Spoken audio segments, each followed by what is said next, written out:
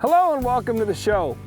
This week I have one of my all-time favorite and one of your all-time favorite guests with me. Trent's going to be helping me. We're going to be talking about collection, what it looks like, how to create it, how to maintain it, and what it does for you. All of that's coming up right here on Discovering the Horseman Within.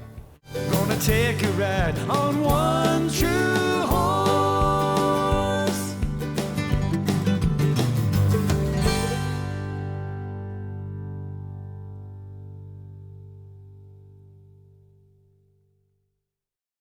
In thinking about how to make this show the most helpful for Trent and the most helpful for you, what I decided to do is to start with having Trent explain your version and your opinion of what collection is. I want you to explain collection to me. Well, when they get soft in the face and they collect up in their neck, and they collect up and they hollow their back out, and that's what I would say it is, but... Well, you were doing well until we got to the hollow their back out part. All right, so, and Trent's definition of collection is exactly what I thought he would say, because it's what most people say. It's when they get their nose soft, and it's when they get their neck soft. That's not collection. Collection starts in the horse's hindquarters, okay? So, if I send you to get something, what is the one word I always say when you turn and head off to get something? Hurry. Hurry, hustle, right? Hustle is where collection comes from in your horse. You get the horse's hind end driving up, okay? Softness in the front end is critical, right? Why is it critical? For stops, and I would say stops and rollbacks and spins. Control? Yeah. So softness gives us a ton of control. One of the areas of control that it gives us is it allows us to put a sort of a brake on the front of the engine and still keep the momentum coming from the back of the engine. So if I'm driving my car super fast and I hit a brick wall, what happens to my car? I crunch it together, right? Yeah. Okay, so what you want to have happen to your horse, you want to crunch him together, and what it's going to look like if my right hand is the hindquarters of the horse, which is the engine, and my left hand is the nose of the horse, which is direction and where control comes from. As I hustle the hind end forward, do you see how that arches and pops up? I want my horse's back to round up, and that's where collection starts to come from. When you get that hind end shoved underneath that horse, and you've shortened the frame, and you've arched his back up, you're beginning to collect him, okay? Now watch what happens. I'll do the exact same thing, but instead of pushing with one hand, I'm gonna pull with the other hand. And I'm gonna take this, my left hand, which is the horse's head, and pull it towards the horse's tail. What happens? We hollowed out his back. His head elevates, his nose pops out, and he hollows out his back. He's no longer as athletic as he can be, he's no longer as controllable as he can be, and frankly, he's gonna lose a lot in the department of smoothness, okay?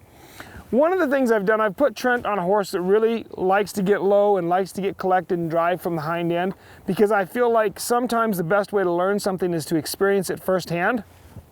So I'm gonna have Trent go to work here. And what I want you to do, Trent, I want you to visualize, actually sit still for a minute and watch me. I want you to visualize the hind end as you're traveling with this horse. Before you touch his nose very much, I want you to get that hind end in your mind reaching up underneath. Okay, so if you watch me here, I'm not using my legs a terrible lot. Now you're going to. But what's happening is when I think about this hind end driving up, instantly my horse squirts out the front end. She feels that change in me, and she squirts out the front end. When I've got that hind end moving forward, I start picking up on the front end. Now I've slowed down that forward squirt, and I've allowed that horse to elevate her withers and pick up her back, okay? Let's go ahead and hit the circle, and I want you to work on that. At a trot or a walk? Start with just at a walk. Okay.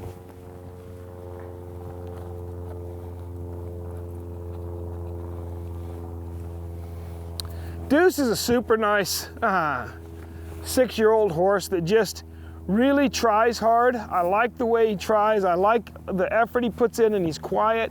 All right, so Trent, when you feel him come back to you nice and soft, I want a bigger release, okay? Okay.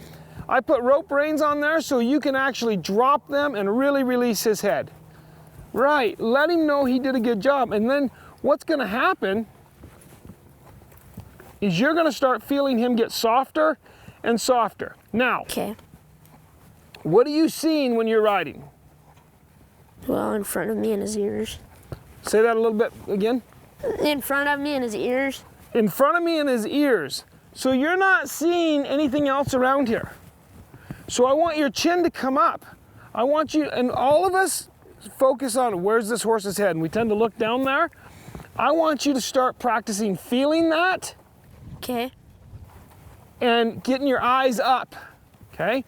We're talking about collection through transitions. So we're gonna start working on some transitions. You need to focus on a few things. You need to be riding with your eyes up, looking where you're going. And then when he's soft, does he feel soft? Big releases, okay? I want you to really drop those reins back to him and then pick it up again. See how your horse is drifting and wandering? Eyes up, look where you're going, ride with your eyes. If you ride with your eyes up, there you go. You've got to be fair to this horse. When he tries, you've got to recognize it, realize it, and release it, right? You got the 3 R's, just like going to school. Oh, yeah. Recognize, realize, and release. I want you to recognize he's trying, realize it's happening, and release him. Drop those reins back to him, okay? Now, you've got him pretty consistent where he's feeling your hands coming to him and he's coming back to you. But son, you look like you're falling asleep. I want him walking somewhere. Let's put some hustle in it. Now, I don't want to necessarily trot, but I want you to drive that hind end up underneath. Now, I can tell you're looking down because your shoulders round up. Keep those eyes up and soften on him, soften on him. There you go. Keep your circle nice and round. You're diving to the inside and falling on flat edges. Get that circle nice and round. And now ask him to hold that a couple of steps. Release. Now one of the mistakes you're wanting to make, Trent, is you're pulling. You keep shortening your reins and your horse ends up with his nose back to his chest. Viewers at home, you watch, you can see when Deuce's nose keeps getting tighter and tighter and tighter. And what's happening, this is where I talk about being fair. Deuce is trying and he's getting his nose, he's going deeper and deeper and deeper, and he's saying, pretty soon he's saying, my nose is touching my chest, Trent, I can't go any deeper, what more did you want? That's why I talk about you've got to be fair, you got to recognize, realize, and release. Get that couple of steps, push that hindquarters, there you go. That's perfect. All right, pick it up to a trot. We're talking about transitions. Did you notice right there when he picked up to a trot, Deuce never moved his nose. His nose stayed completely soft and vertical. Okay.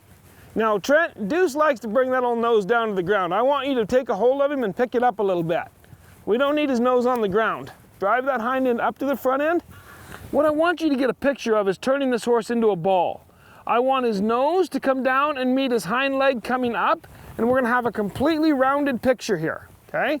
Now I want you to relax your seat. Eyes up, son, there you go. Relax your seat, good, did you feel that? The moment you relaxed your seat, Deuce came right back to you, right? He understood the second you got quiet, he came back to you. All right, let's pick him up again, eyes up. Transition up, drive that hindquarters up nicely, soften that front end, there you go. I want him to transition up soft. Now I don't want you to feel like you're carrying him. There you go. And some release. Let's drop those reins. Recognize, realize, and release. Realize where your hands are, what they're doing. Recognize his effort. He's trying, release it. Okay, see how your hands are, there you go. I catch your hands floating out like this. Everybody does it. You guys watch the shows, I do it. Everybody does it. Get your hands back down here low and slow. All right, go ahead and bring him down to a stop. Perfect. When you've practiced this, and you can't practice it too much, but once you've practiced this enough, then we're ready to take the transitions on into more speed and directional transitions, stops, turns, and we're gonna do that right after this. As we start working on transitions, Trent, what I want to do is be able to go from a walk to a trot. You were kind of working on that before the break. Yep. A trot to a walk, trot to a stop. Yeah. I want to be able to go from a trot to a lope, a walk to a lope to a stop, and keep him nice and soft. Now again, Deuce knows these exercises, so what I'm going to be drilling on a lot is you. I want to be able to keep him in a nice soft frame when we make directional changes, okay? Okay. So, all right, what I would like you to do, soften his nose and just walk him off, trot him off, and lope him off. Okay, right there, eyes up, look where you're going, be fair to him, direct him. There you go, eyes up, looking where you're going. Now let's lope. Lift him right, keep that frame. There you go, drive from that hindquarters. Eyes up, look where you're going, soften his face, and recognize, realize, and release. Look where you're going. Soften that nose. Release him. Okay? Now, pick him up, get him soft, and a slow transition down. Right there. Nice. Keep moving, keep moving. I don't want to worry about stops yet. Okay? Now, you're obviously wanting to stop. My goodness, you have stop in your brain. So what I want you to do first, Trent, is keep his nose nice and soft. Look over your left shoulder. Use your right rein as a little bit of a brake and take his body to the left over your left shoulder and just keep that frame and move that horse around there. Nice and soft. So kind of like a Walk him rollback. forward, soften, and bring that shoulder around. Keeping it nice and soft, okay? Eyes up, forward, nice and soft. Okay, now I want you to turn around and go the other way though. You always roll back to the outside of your circle because it'll set you up for the correct lead. So come back around this direction. Or should I just turn this way or? Yep, get your hands low and slow. Back on your circle this way.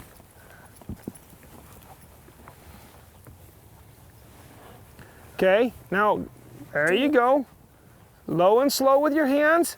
Know what you're gonna do. Now, soften and lope off. Eyes up, inside shoulder up, transition up, nice. Push from the hind end, there you go. And then release him. When it's pretty, release him.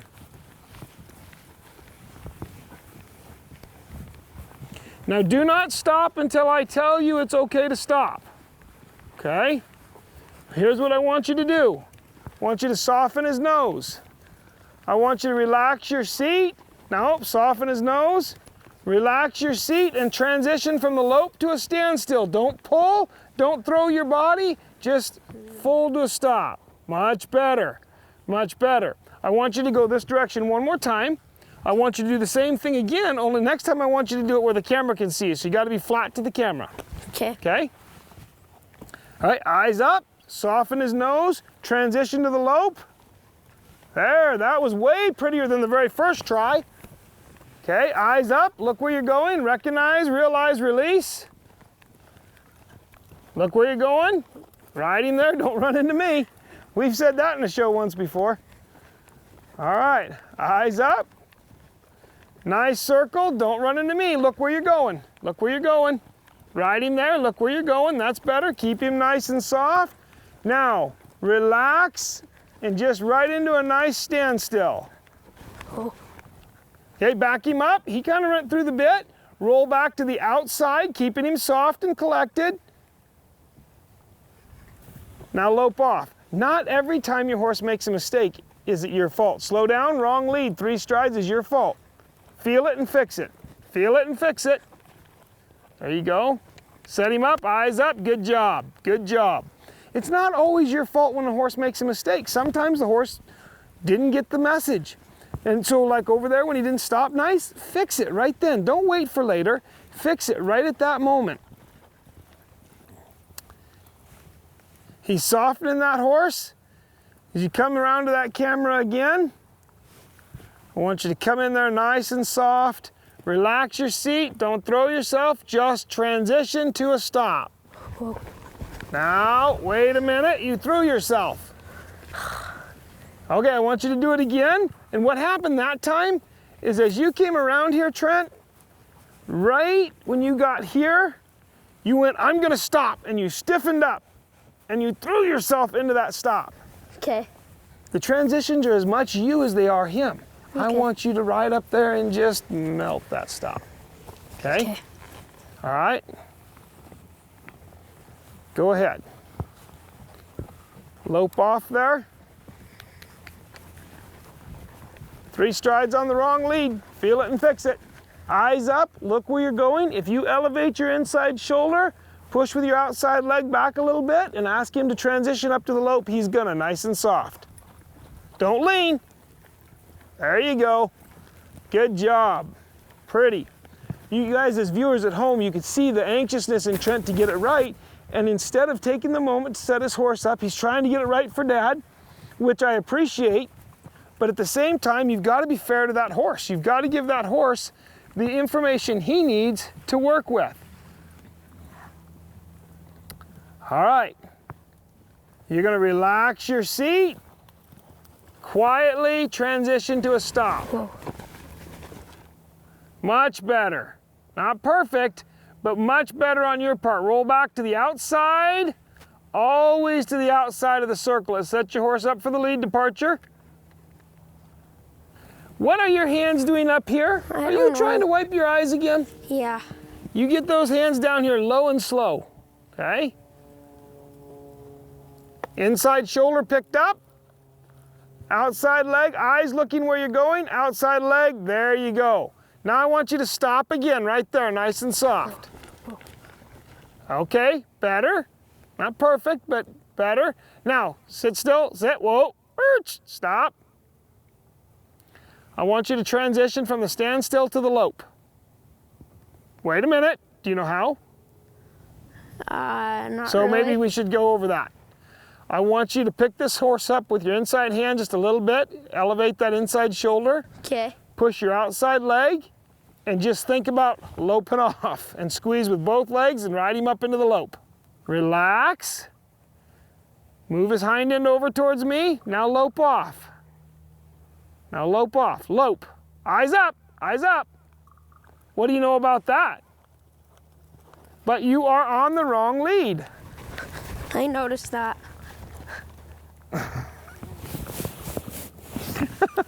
Still on the wrong lead. No, you were on the right lead. Oh, If you geez. noticed it, I want you to fix it. Do you notice it now? Yep. Wait, hey, are you in a hurry? No. Then I want you to slow down, stop, transition up to the lope on the correct lead. I think you think the Indians are after you or something. Nope. Feel it and fix it. There. All right. You can see Trent needs more practice, but he's improving, he's feeling it. One of the things I would tell you to do at home is get a second set of eyes.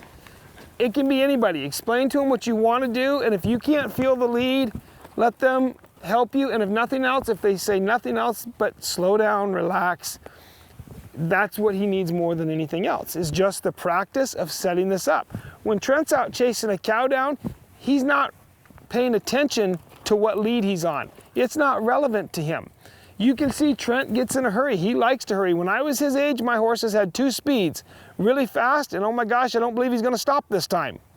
Trent's don't have that. They have some element of control. But he's still a kid. He still likes to get going. There's nothing wrong with that. But practice making those transitions smooth. All right, Trent, bring it in here, buddy. Smoothly bring it in here. Could you feel the difference? Yeah. Okay. So you got to work yourself on getting it quiet and soft and easy. Okay. Do you like my deuce horse? Yeah, he's a pretty nice horse. All right. Any questions? No. Nope. All right. So Trent, we've been talking about fairness. And it crosses my mind, sometimes the audience likes to hear other opinions besides just mine. What does fairness mean to you? Well, I would say it's like, say you're playing a card game with one of your friends and you let them have the first turn, or It's doing the right thing? right, yeah, that's Okay, okay. Well, fairness, a lot of times, you know, that we hear sayings all the time. Grandpa's favorite saying is, life's not fair, adjust, yeah. right? And it's not. But what's important with fairness is that we live our lives to the the best of our ability to be fair with those we deal with, right? Okay. From our horse to the people we're talking about. So with Deuce today, being fair meant taking the time to set him up so he could win, Yep. right? Set him up so he understood what was coming next. And that's the same thing if you're dealing with an employee someday on the ranch. It would not be fair to walk into an employee who didn't know how to irrigate and chew them out because they didn't irrigate correctly. Fairness would be you teaching them and taking the time to actually show them how to irrigate. And a lot of times that's not what you hear people talk about. People think, you know, gosh, you got to watch out for you. In fact, you'll hear this all the time, Trent. If you don't take care of you, nobody else is gonna. I've heard that my whole life as a businessman. Take care of you first because nobody else is gonna. And you know, what's our policy at our horse sale? If it's not a good deal for everybody, it's not a good deal for anybody. We try hard to make it fair, and that's a conscious effort that you have to make in your life to put the other person first. So, an example, you're dealing with your older brother. He gets the better end of that all the time, right? Yeah. Yeah, all right. So, Yeah. but for you to be fair to him, if I say, Trent, you guys split the candy bar. If you break the candy bar in half, who gets to choose which half they get? Kurt. That's right. The guy that breaks the candy bar needs to let the other guy choose the halves, right? That way you're giving the other person the opportunity to have the best deal possible.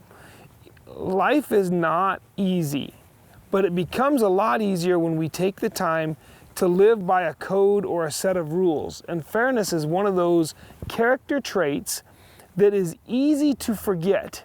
It's easy to get sucked into the idea of, I'm going to take care of me first. But the truth is, the world wasn't fair to Christ, were they? Nope. Not at all. But he was more than fair back. He gave himself in that his sacrifice, everyone else could be saved. He wasn't worried about what was fair to him. He was worried about what he could do for the others. Does that make sense to you? Yeah. Dad, thank you for helping me out today, and may God bless the trails you ride. Hey, that's my line! Yeah, I know, but I stole it. Find out more about Ken McNabb horsemanship at kenmcnabb.com. That one true horse, the perfect partner built to ride. One true horse, a bond that cannot be denied. You would search forever just to have the chance to take a ride.